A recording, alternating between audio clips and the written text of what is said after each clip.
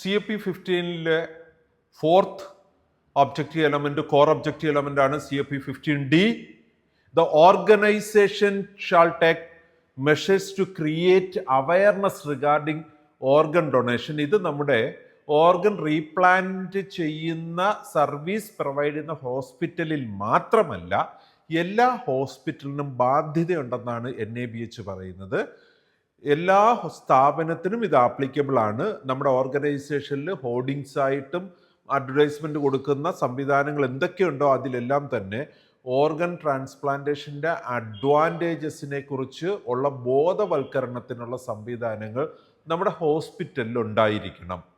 അതുപോലെ നമ്മുടെ ഹോസ്പിറ്റലിൽ ബ്രെയിൻ ഡെത്ത് ഡിക്ലെയർ ചെയ്ത ഒരു പേഷ്യൻറ്റിൻ്റെ ഫാമിലിയെ കൗൺസിൽ ചെയ്ത് ഒരു ഓർഗൻ ട്രാൻസ്പ്ലാന്റിന് ഉതകുന്ന രീതിയിൽ അവരെ പ്രിപ്പയർ ചെയ്യുന്നതിന് ഉള്ള സംവിധാനം ഉണ്ടാകണം. പക്ഷെ അത് വളരെ സെൻസിറ്റീവ് ഒരു വിഷയമാണ്. വളരെ മാന്യമായിട്ട് നമ്മൾ ചെയ്യേണ്ടതുണ്ട്. വളരെ മാന്യത പുലർത്തി വളരെ സെൻസിറ്റീവാണെന്ന ബോധത്തിൽ നമ്മൾ ചെയ്യേണ്ട ഒരു ഉത്തരവാദിത്വം നമുക്കുണ്ട്.